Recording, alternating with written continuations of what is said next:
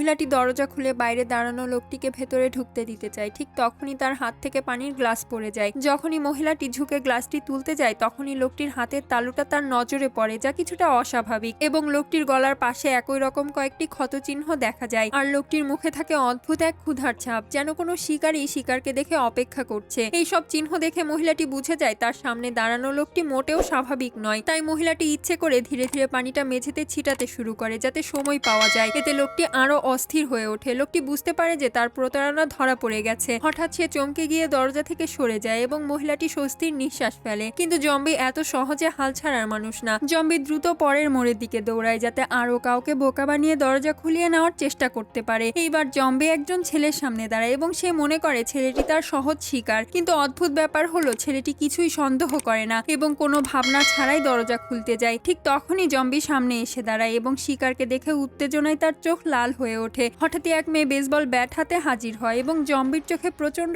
দৃঢ়তা। জম্বি বিশ্বাস করেছিল যে এইবার সবকিছু তার নিয়ন্ত্রণে, কিন্তু মেয়েটি একেবারে সঠিক সময়ে ছেলেটিকে থামিয়ে দেয়। কিন্তু ততক্ষণে দরজার লক ঘুরে যায় এবং তালা খুলে যায়। জম্বিটি তখন জোরে ধাক্কা মেরে দরজাটা খুলে ভেতরে ঢোকার চেষ্টা করে। মেয়েটি তখন পুরো শক্তি দিয়ে দরজাটা ঠেকিয়ে ধরে রাখে। পরের ভিডিওটি দেখার জন্য প্লিজ সাবস্ক্রাইব।